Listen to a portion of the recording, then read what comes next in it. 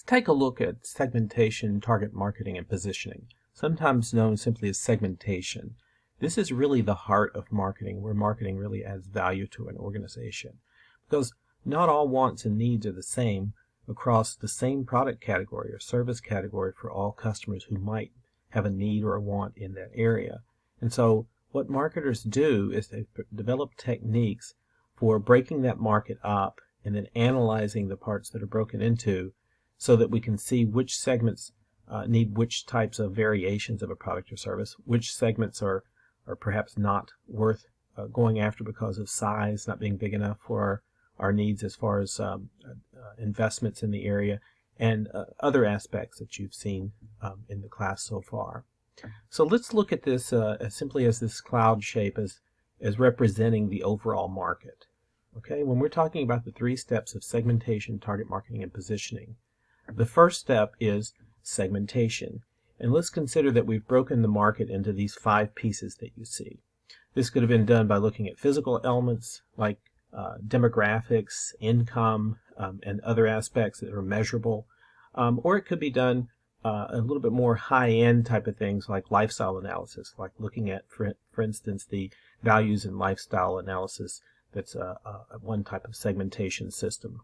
It looks at things like interests and hobbies and various other types of things. So whatever method was used in a particular situation would give us a certain number of segments, what are called market segments, within the overall market. Then what marketers would do is analyze those segments. So in the process of analyzing a segment using, for instance, a fishbone model, a portfolio model, or some other method appropriate to the business that we're in, the organization setting, if you will. And the goal of this step is to determine, almost ranking the segments as far as attractiveness. If you think of market attractiveness and using tools like Porter's 5 forces or perceptual maps, or any type of method that would enable you to determine one segment is kind of better than another as far as our needs are concerned in being in trying to service that and compete in that particular market with the competitors that are there or might come in later. And so looking at the 5 segments here, whatever method was used has determined that segments 3 and 4 stand out above the other 3.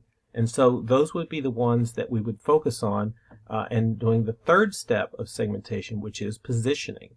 Okay, in positioning, what we do is analyze even more in depth the media preferences and product and service preferences that consumers within those segments, or that segment or those segments, depending on how many we've chosen, what kind of preferences they have. And then what we try to do is put together the marketing mix, okay, the 4 P's, product, place, promotion, and price, in some combination that's going to allow us to compete for business in that particular segment with whoever's already in there, who might come in after we do. And so the 4 P's designed for segment 3 and the 4 P's designed for segment 4 in this particular market would need to differ on some basis. If you don't have any of the elements of the marketing mix different, then you're really doing mass marketing. If you try to attack more than one segment with the same marketing mix, you're not differentiating. It's sometimes called non-differentiated marketing or undifferentiated marketing, where you're just trying to do a shotgun approach, if you will, rather than trying to use marketing techniques to zero in on exact wants and needs with a particular combination of the 4 P's. Okay, at least one element has to differ. You could try selling the same product at a similar price in a similar place, but maybe promote it as being, let's say, a bicycle that's used to commute to work to save money and get exercise, versus one that's used to go out into the countryside and do weekend-long trips, but maybe the same bike, but just sold or promoted in a different way. And the same could be true for any of the other single elements of the marketing mix. The point is, at least one element of the marketing mix would have to be different to say that you truly have 2 marketing mixes and they're going after different segments based on the needs of that particular segment.